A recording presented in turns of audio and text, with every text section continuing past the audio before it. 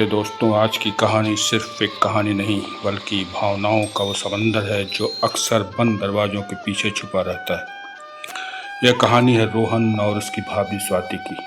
रोहन के बड़े भाई अमित एक मल्टीनेशनल कंपनी में काम करते थे और अक्सर काम के सिलसिले में हफ्तों शहर से बाहर रहते थे। घर में सिर्फ 3 लोग थे, अमित, स्वाति और अमित का छोटा भाई रोहन। रोहन कॉलेज की पढ़ाई पूरी कर चुका था और घर से ही अपनी सरकारी नौकरी की तैयारी कर रहा था। स्वाति स्वभाव से बहुत शांत, समझदार और बेहद खूबसूरत महिला थी। वो हमेशा पूरे घर को संभालती थी। अमित के बाहर रहने की वजह से घर के छोटे बड़े कामों के लिए स्वाति हमेशा रोहन पर ही निर्भर रहती थी। दोनों के बीच सम्मान और दोस्ती का रिश्ता था। रोहन अपनी भाभी को अपनी माँ की तरह ही सम्मान देता था, लेकिन कभी कभी उनके अकेलेपन को देखकर उसका दिल भर जाता था। दिन बीतते जा रहे थे। अमित का बाहर रहना और ज़्यादा बढ़ गया था।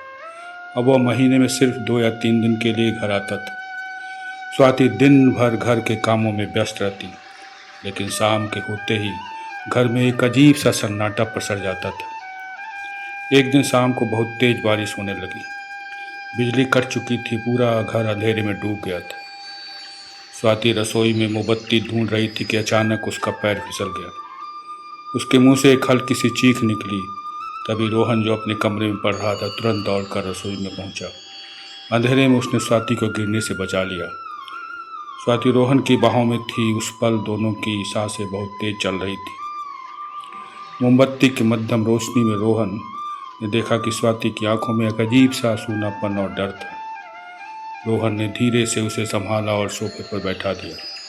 भाभी, आप तो ठीक तो है ना? रोहन बेताबी से पूछा। स्वाति ने अपनी आंखें झुका ली और बस इतना कहा, हाँ रोहन, अगर तुम नहीं होते तो आज हमें चोट लग जाती। उस रात के बाद दोनों के बीच चुप्पी में एक नया एहसास घुलने लगा था। वह रोमांच शारीरिक नहीं बल्कि 2 अकेले दिलों की भावनात्मक नज़दीकी का था।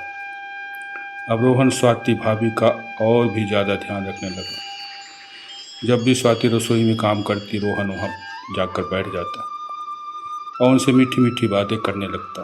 स्वाति भी रोहन की पसंद का खाना बनाती और उसके चेहरे पर मुस्कान देखकर खुश हो जाती। एक दिन स्वाति के सिर में बहुत तेज़ दर्द हुआ और वो अपने कमरे में जाकर लेट गई।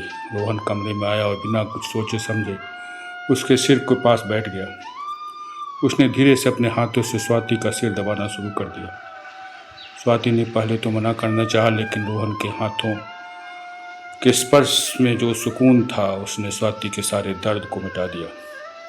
स्वाति ने अपनी आंखें बंद कर ली। रोहन उसके चेहरे को लगातार देखे जा रहा था। हवा के झोंके से स्वाति की जुल्फें उसके चेहरे पर आ रही थी। रोहन ने बहुत ही प्यार से उन जुल्फों को उसके कान के पीछे कर दिया। उस पल दोनों के बीच कोई दीवार नहीं थी। धीरे धीरे दोनों एक दूसरे के बहुत करीब आ चुके थे, लेकिन यह रिश्ता समाज और मर्यादा की सीमाओं के बीच फंसा हुआ था। भाभी के प्यार में रोहन रात भर सो नहीं पाता। उसे लगता था कि वह अपने भाई के साथ धोखा कर रहा है। वही स्वाति भी सुंदर ही अंदर घुट रही थी। वह रोहन के प्रति आकर्षित हो रही थी, लेकिन वह जानती थी कि यह समाज इस रिश्ते को कभी स्वीकार नहीं करेगा। अगले दिन रोहन ने तय किया कि वह इस खिंचाव को रोक देगा। उसने स्वाति से दूरी बनाना शुरू कर दी। वह दिन भर अपने कमरे में बंद रहता था या बाहर चला जाता था। स्वाति ने रोहन के इस बदलाव को महसूस किया। एक दिन शाम को जब रोहन अपनी बाइक की चाबी उठाकर बाहर जाने लगा तो स्वाति ने उसका हाथ पकड़ लिया। रोहन, मुझसे क्या गलती हो गई? तुम मुझसे दूर क्यों भाग रहे हो? स्वाति की आंखों में आंसू थे। रोहन ने अपना हाथ छुड़ाया और भारी आवाज़ में कहा, भाभी, मैं दूर नहीं भाग रहा। मैं बस हम दोनों को बचा रहा हूँ। हम जिस रास्ते पर जा रहे हैं वो गलत है। भैया आपसे बहुत प्यार करते हैं। स्वाति रो पड़ी और कहने लगी, तुम्हारे भैया मुझसे प्यार ज़रूर करते हैं, लेकिन उनके पास मेरे लिए वक्त ही नहीं है। मैं इस घर में एक जिंदा लाश बन चुकी हूँ। तुमने मुझे जीना सिखाया है रोहन। कमरे में कुछ देर के लिए सन्नाटा छा गया। रोहन ने स्वाति की आंखें पोंछ डाली। उसने बहुत ही परिपक्वता से स्वाति के दोनों हाथों को अपने हाथों में ले लिया और कहा, भाभी, अकेलापन बहुत दर्दनाक होता है। मैं समझता हूँ इस बात को, लेकिन अगर आज हम अपनी भावनाओं में बह गए तो हम कभी खुद को माफ़ नहीं कर पाएंगे। मैं आपसे दूर नहीं जा रहा हूँ, मैं हमेशा आपका सहारा बनकर रहूँगा, लेकिन एक देवर और एक दोस्त के रूप में हम रहना चाहते हैं।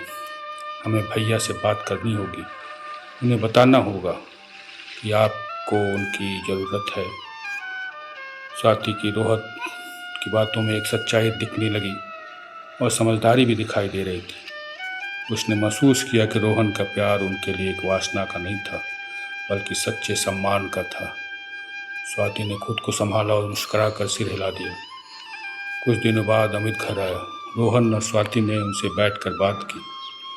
अमित को अपनी गलती का एहसास हुआ कि काम के चक्कर में वह अपने परिवार को भूल गया था। उसने शहर में ही ट्रांसफ़र करा लिया और अपने परिवार के साथ रहने लगा। रोहन और स्वाति के बीच वह अनकहा रोमांस और आकर्षण हमेशा के लिए एक पवित्र और अटूट सम्मान के साथ रिश्ते में बदल गया। उन्होंने साबित कर दिया कि भावनाएं कितनी भी डगमगाएं, मगर इंसान के पास सही संस्कार और समझदारी हो तो हर रिश्ते की मर्यादा बची रहती है। तो दोस्तों, अगर यह कहानी आपको अच्छी लगी हो तो लाइक ज़रूर कर दीजिएगा और नई कहानी के लिए सब्सक्राइब ज़रूर करिएगा। धन्यवाद।